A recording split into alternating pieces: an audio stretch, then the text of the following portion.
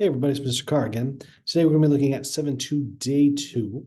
The goal here is going to be focusing on, given certain characteristics, we want to be able to write our equations of our ellipses and also identify which type of conic section we're working with.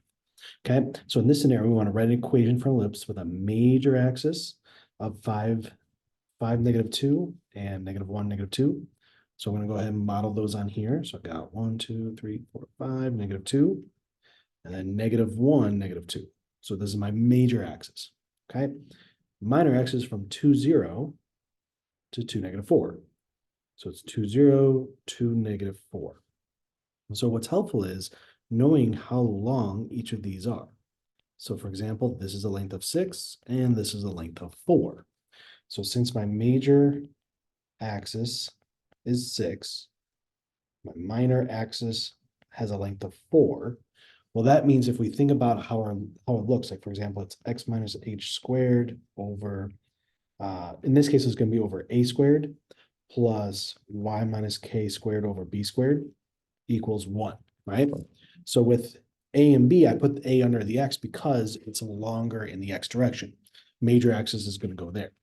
So remember, with a major axis a length of 6, half of that tells me that a is going to be 3.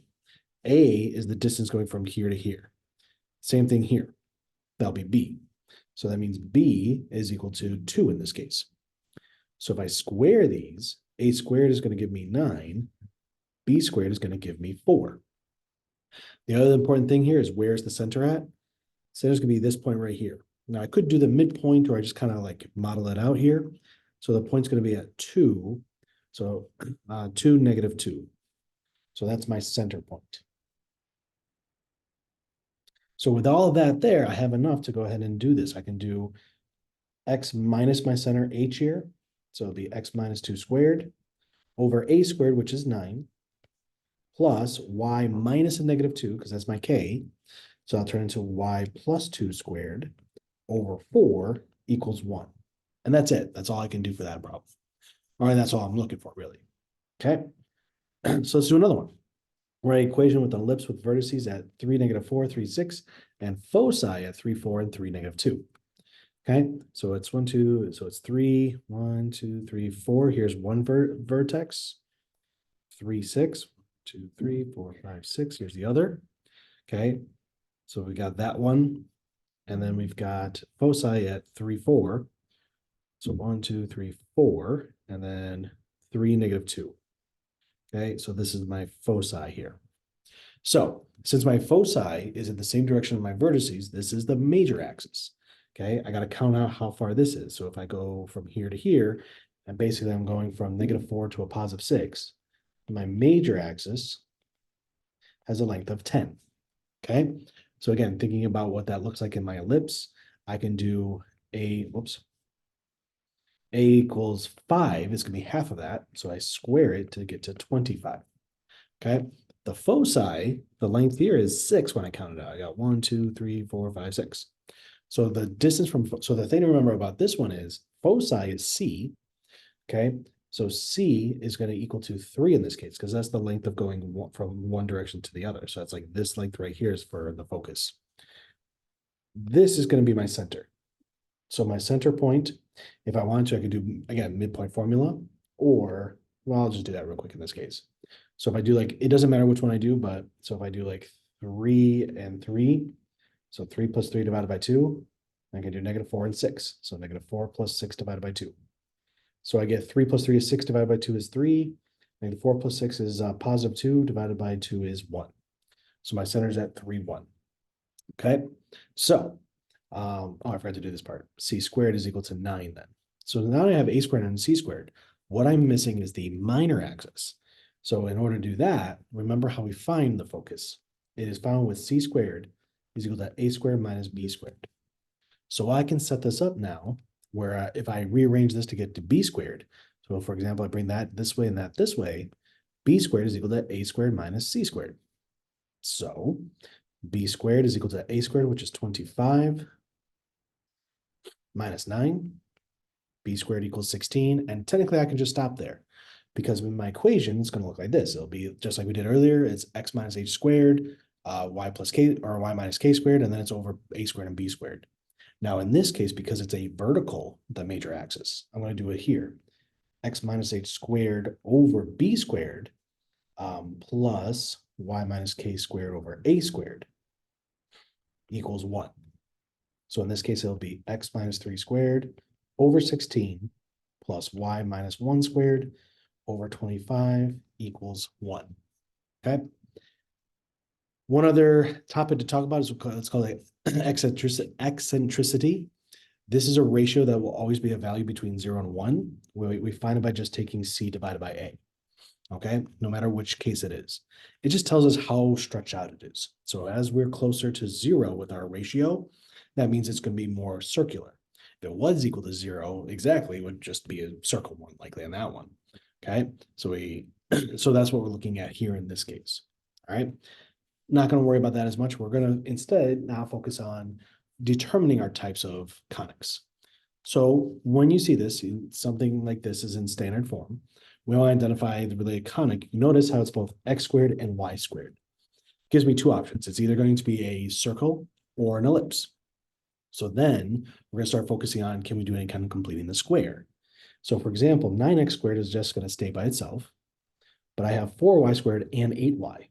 So if I factor out a 4 and make it y squared plus 2y plus blank, and then I'll have a minus 32, but honestly, I'm just going to add it to the other side. So it's plus 32, it's a positive 32 on the other side, but then plus blank over here. So from there, do completing the square with my 2. So 2 divided by 2, just do over here. 2 divided by 2 squared. 2 divided by 2 is 1. 1 squared is 1. So I'm going to add a 1 here. On the other side, I have to add 4 times that 1. So I'm going to add a 4 over to this side. From there, I'm going to have 9x squared plus 4 times y plus, y plus 1 squared equals 36. And because in this case, I can already see that it's going to be an ellipse because we have these factors of 4 and 9 on the front. If they were the same factors, then we'd be okay as a circle. But for an ellipse, they'd have to be 2 different numbers between the 9 and the 4. Because watch what happens when I divide everything by 36. That's going to turn to x squared over 4. This will be y plus 1 squared over 9 is equal to 1. So now it's in this setup here. It's an ellipse. Whoops. Okay. Next one.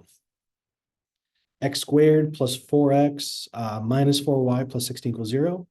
So you notice it's got an x squared. Okay, so it's not x squared and not y squared. So that's not going to be a circle or ellipse. So chances are it's going to be a parabola. So especially with that x squared, that's going to be opening up or down. So we're going to go ahead and set this up. We're looking for x minus h squared is equal to 4p times y minus k. So if I do that, I'm going to start with the fact that x squared plus 4x, I'll keep that on one side. And I'm going to do completing the square, so I'll do plus blank. And on the other side, I'm going to go ahead and put 4y minus 16 over there. Okay, so from here, I do 4 divided by 2 squared.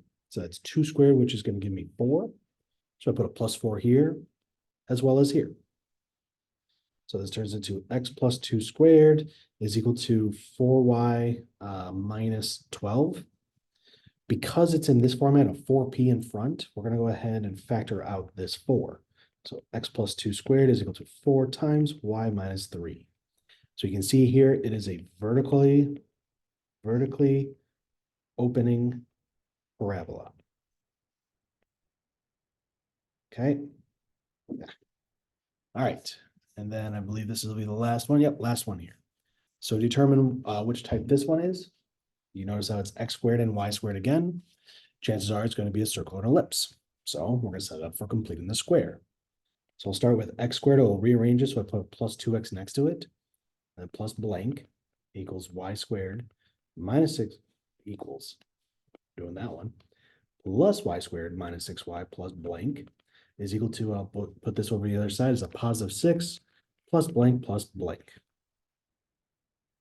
Okay, so I'm going to do completing the square with the 2 and the negative 6 here.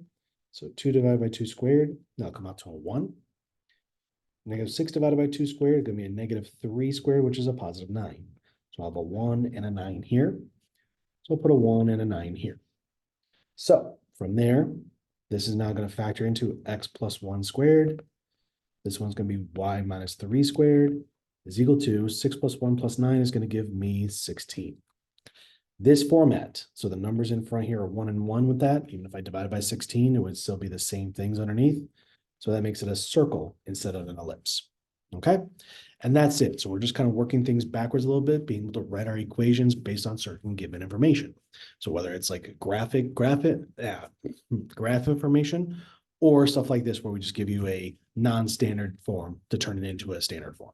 All right, that's it for today. Take care, everyone.